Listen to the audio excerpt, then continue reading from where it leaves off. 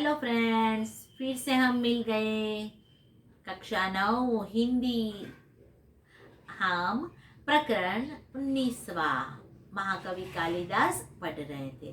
देखो, हमने page number 90 पर हमें दूसरी लाइन में से हमें शुरुआत करनी है। आशा रखती हूँ आप सभी ने अपना गृह कार्य कर लिया होगा और यह गद्य को आपने पढ़ा भी होगा। आज हम उसे फिर से पढ़ने का प्रयत्न करते हैं, आगे समझने का प्रयत्न करते हैं। कल हमने देखा था कि विद्योत्तमा जो है, विद्योत्तमा ने घोषणा कर दी है अपने विवाह संबंधी कि जो भी उसे शास्त्रार्थ में हरा देगा उसके साथ वो अपना विवाह करेगी। तो पास पड़ोस के देशों में, कई राज्यों में उसकी चर्चा फैलने लगी। सभी जगह ये बातें पहुंच गई थी। पास पड़ोस के अन्य देशों से कई विद्वान और पंडित भी उसके पास शादी के लिए आने लगते हैं, पर सभी विद्वान अपनी हिम्मत हार जाते हैं। उसे बहुत ही दुख होता है कि वे लोग ये विद्योत्तमा को हरा नहीं पाए। तो सभी विद्वान और पंडितों को बहुत ही बुरा लगा। उन्होंने सोचा कि चलो हम विद्योत्तमा से बदला लें। उसका उपाय वे लोग मिलकर सोचने लगे। अब आगे देखते हैं। विद्वानों और पंडितों ने मिलकर तय किया कि विद्योत्तमा का विवाह किसी मूर्ख से करवा दिया जाए, तो इसका घमंड टूट जाएगा और वे अपने अपमान का बदला भी ले सकेंगे। अतः अब वे ऐसे एक मूर्ख की तलाश में रहने लगे। संयोग से उन्हें एक दिन एक ऐसा ही मूर्ख युवक मिल गया। वह पेड़ की जिस डाल पर बैठा था उसे ही काट रहा था। पंडितों तथा विद्वानों को लगा कि उससे बड़ा मूर्ख और कौन होगा। इसीलिए पंडितों ने उसे पेड़ से नीचे उतारा और समझा बुझाकर एक सुंदर राजकुमारी से उसका विवाह करा देने की बात कहकर तथा लालच देकर अपने साथ चलने को राजी किया। पंडितों ने उस मूर्ख युवक को यह बात अच्छी तरह समझा दी कि वह वहां कुछ नहीं बोलेगा और गूंगा बना रहेगा, नहीं तो उसका विवाह नहीं होगा। वह मूर्ख युवक बड़ा खुश हुआ। उसने पंडितों की बात मान ली और उनके द्वारा दिए गए अच्छे अच्छे कपड़े पहन लिए। पंडित उसे विद्योत्तमा के पास शास्त्रार्थ के लिए ले गए। देखो कैसा है, जैसे शायद जीवन में कभी नहीं होगा, कभी नहीं सोचा होगा, ऐसा कालिदास के साथ हो जाता है। क्या हुआ देखते हैं। विद्वान और पंडितों ने मिलकर यही सोचा था कि वे लोग विद्योत्तमा से बदला लेंगे। अब उन्होंने निश्चय कर लिया था, तय करना मतलब निश्चय कर लेना, कि विद्योत्तमा का विवाह किसी ऐसे मूर्ख व्यक्ति से करवा देंगे कि उसका जो अभिमान है वो चूर चूर हो जाए, बिखर जाए, और इसी प्रकार से अपने अपमान का बदला भी हम ले लेंगे। अतः इसीलिए अब वे एक ऐसे मूर्ख की तलाश माने खोज, ऐसे मूर्ख की खोज में रहने लगे। संयोग से एक दिन ऐसा हुआ कि एक मूर्ख युवक आखिर उन्हें मिल ही गया। वो कितना मूर्ख था इसके बारे में सोचे। अरे जिस पेड़ की डाल पर वह बैठा है उसी डाल को वह काट रहा था। पंडितों और विद्वानों को लगा कि उससे बड़ा मूर्ख और कोई हो ही नहीं सकता। जो अपने बारे में नहीं सोचता वो किसी और के बारे में क्या सोचेगा। अगर उसके पास ज्ञान होता तो वह जिस डाल पर बैठा है उस डाल को कभी नहीं काटता। इसलिए पंडितों ने उसे समझा बुझाकर पेड़ से नीचे उतारा और उसे एक सुंदर राजकुमारी से उसका विवाह करा देने की बात कही तथा उसे ऐसी लालच देकर सुंदर राजकुमारी के साथ उसकी शादी होगी ऐसा कहकर उस पंडितों और विद्वानों ने अपने साथ जाने के लिए उसे मना भी लिया। राजी कर देना, मना देना। पंडितों ने उस मूर्ख युवक को यह बात अच्छी तरह समझा दी थी कि देखो वहां उसे कुछ बोलना नहीं है, उसे गूंगा बनकर, गूंगा रहना मतलब मौन होना, वही रहना है। अगर उन्होंने कुछ भी बोला तो उसका विवाह नहीं होगा। काले यह युवक जो है बड़ा बहुत ही मूर्ख था। उसके साथ शादी कौन करेगा? जो भी उसे जो कुछ भी कहता वो मान लेता। और वह पंडितों और ज्ञानियों की बात उन्होंने मान ली और वो विद्वानों ने, पंडितों ने उसे अच्छे अच्छे से कपड़े भी दे दिए। वह कपड़े उन्होंने पहन लिए और पंडित उसे विद्योत्तमा के पास शास्त्रार्थ करने के लिए ले जाते हैं। देखो, किसी के चेहरे पर उसकी विद्वता या मूर्खता का पता नहीं चलता, ऐसा ही यहाँ पर भी हो जाता है। राजकुमारी विद्योत्तमा को उस मूर्ख युवक का परिचय देते हुए पंडितों ने बताया कि ये हमारे गुरु हैं और बहुत बड़े विद्वान हैं, शास्त्रों के जानकार हैं, आपके साथ शास्त्रार्थ करने यहाँ आए हैं। लेकिन उन दिनों मौन व्रत चलने के कारण ये संकेत से ही शास्त्रार्थ करेंगे। देखो, ये जो पंडित थे वे लोग तो हार चुके थे, शास्त्रार्थ में विद्योत्तमा से नहीं जीत पाए थे। उन्होंने मूर्ख युवक को ढूंढ लिया था। उस युवक को वे लोग अपनी चाल में फंसाकर अब विद्योत्तमा से छल करने के लिए उसके पास पहुंच जाते हैं। राजकुमारी विद्योत्तमा से उस मूर्ख युवक का परिचय देते हुए पंडितों ने क्या बताया? पंडितों ने कहा कि देखो, ये जो युवक है ये हमारे गुरुजी हैं, पर ये बहुत ही विद्वान है, शास्त्रों के बारे में बहुत ही जानकार भी रखते हैं। आपके साथ वे शास्त्रार्थ करने के लिए आए हैं, पर एक कठिनाई है। इन दिनों में इनका मौन व्रत चल रहा है तो वो कुछ बोलेंगे नहीं। आपके प्रश्न का उत्तर केवल वह संकेत द्वारा ही करेंगे, मतलब वो इशारा ही करेंगे, इशारे से आपके शब्दों की जानकारी वो दे देंगे।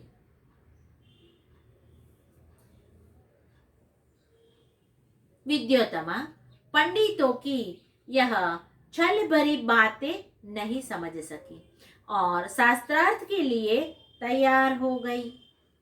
उसने युवक को एक उंगली दिखाई जिसका भाव था कि ईश्वर एक है।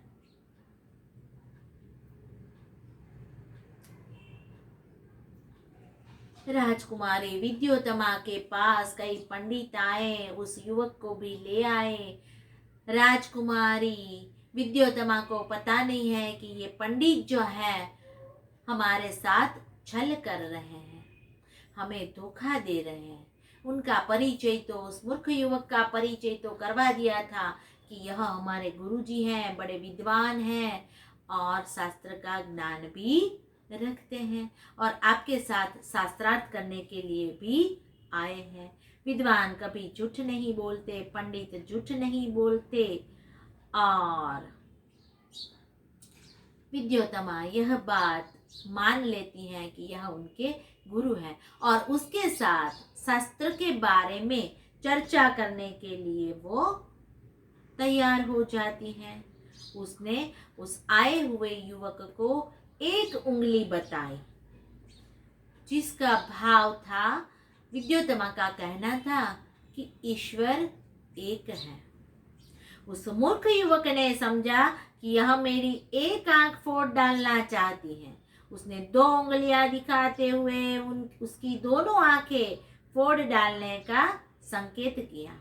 पंडितों ने इस संकेत का अर्थ विद्यात्मा को समझाते हुए कहा, आपके प्रश्न के उत्तर में हमारे गुरु जी को कहना है कि ईश्वर और जीव 2 है। अच्छा, विद्योत्तमा ने एक उंगली उठाई और बताया, उसके कहने का अर्थ था कि ईश्वर एक है। अब उस युवक को तो कुछ बोलना ही नहीं था, वो तो मूर्ख युवक था। उन्होंने क्या सोचा, विद्योत्तमा ने एक उंगली दिखाई है, मतलब कि वो मेरी एक आंख फोड़ डालना चाहती है। ओ बाप रे, ऐसा हो सकता है कभी? पर क्या करें, जैसे जिसकी सोच। उन्होंने सोचा कि वो मेरी एक आंख फोड़ डालना चाहती है, उन्होंने तुरंत 2 उंगलियां दिखाई। 2 उंगलियां, वो मेरी एक आंख फोड़ेंगी, मैं उनकी दोनों आंखें फोड़ दूंगा। पंडितों ने उसका अर्थ क्या बताया मालूम है? पंडितों ने उसे बताया, विद्योत्तमा, आपके प्रश्न का उत्तर हमारे गुरुजी ने दिया कि देखो, ईश्वर और जीव ये 2 है, मात्र ईश्वर एक नहीं है। पंडित तो विद्वान है, ज्ञानी है, तो वे तो जो चाहे उसका अर्थ कह सकते हैं। मूर्ख तो ऐसा नहीं कह पाएगा। इस बार राजकुमारी विद्योत्तमा ने 5 उंगलियां दिखाकर 5 तत्वों का संकेत किया। उस मूर्ख ने समझा कि वह मेरे मुंह पर तमाचा मारने का संकेत कर रही है। उसने मुट्ठी बांधकर तमाचे का जवाब धूसे से देने का संकेत किया। पंडितों ने इस बार भी विद्योत्तमा को इस संकेत का अर्थ बताते हुए कहा, आपने 5 उंगलियों से 5 तत्वों का संकेत किया है, लेकिन हमारे गुरुजी का कहना है कि 5 तत्वों से मिलने से ही सृष्टि का निर्माण होता है, अलग अलग रहने में ही नहीं। देखो, आप 5 तत्व के बारे में जानते हैं? देखो, ये हमारी 5 उंगलियां हैं। इन 5 उंगलियों में 5 प्रकार के तत्व भरे हैं, जैसे कि जल, वायु, अग्नि, आकाश और पृथ्वी। ये पृथ्वी, गगन, जल, वायु और अग्नि। तो इस बार राजकुमारी विद्योत्तमा ने 5 उंगलियों का निर्देश किया था। तो उन्होंने संकेत करके बताया कि ये 5 तत्व हैं। मूर्ख युवक ने क्या समझा? उन्होंने सोचा कि यह जो लड़की है वो मुझे तमाचा मारना चाहती है, थप्पड़ मारना चाहती है। अब मूर्ख युवक ने क्या सोचा? उन्होंने सोचा, वो तमाचा मारेगी तो मैं उसे घुसता मारूंगा। तो उन्होंने अपनी मुट्ठी बंद कर ली।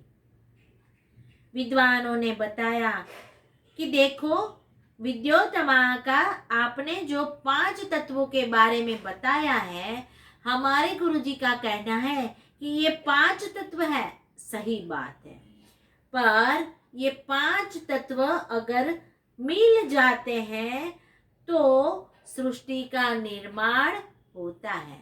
एक भी तत्व के बिना सृष्टि संभव नहीं है। अलग रहने में कुछ नहीं होता, 5 सभी एक साथ मिलकर ही हो जाता है। इस तरह उपरोक्त शास्त्रार्थ में विद्योत्तमा ने उस मूर्ख युवक से अपनी हार मान ली और दोनों का विवाह धूमधाम से पंडितों ने करवा दिया। एक दिन की बात है, एक ऊंट की बोली सुनकर वह मूर्ख युवक अपना मौन व्रत भूलकर यकायक बोल बैठा, उठ उठ। अच्छा, देखो कितने दिनों तक, कितने समय तक ये छलावा रहेगा। झूठ ज्यादा समय नहीं टिक पाता, ज्यादा समय तक झूठ नहीं रह पाता, ऐसा यहाँ भी हम देखते हैं। यहाँ पर शास्त्रार्थ तो किया गया, 1 उंगली दिखाई, 5 उंगली दिखाई, ईश्वर एक है नहीं, ईश्वर और जीव 2 है, 5 तत्व है। पर गुरु जी ने बताया, उस युवक ने बताया, पंडितों ने बताया कि 5 तत्व मिलकर ही सृष्टि का निर्माण होता है। विद्योत्तमा ने शास्त्रार्थ करने के साथ साथ उन्होंने उस मूर्ख युवक से कहा कि मैं इनसे हार चुकी हूं। तो पंडितों ने बड़ी धूमधाम से उस मूर्ख युवक और विद्योत्तमा की शादी करवा दी। एक दिन की बात है, एक ऊंट की बोली सुनकर वह मूर्ख युवक, जिसे कहा गया था कि उसे कुछ बोलना नहीं है, बोलना मना है, उसे मौन रहना है, तो वह अपना मौन व्रत भूल जाता है और उसी की भाषा में उट्र उट्र ऐसा बोलने लगता है।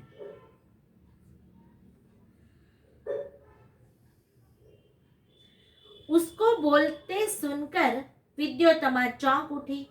उसे पता चला कि उसका पति कोई विद्वान पंडित नहीं बल्कि एक बहुत बड़ा मूर्ख है।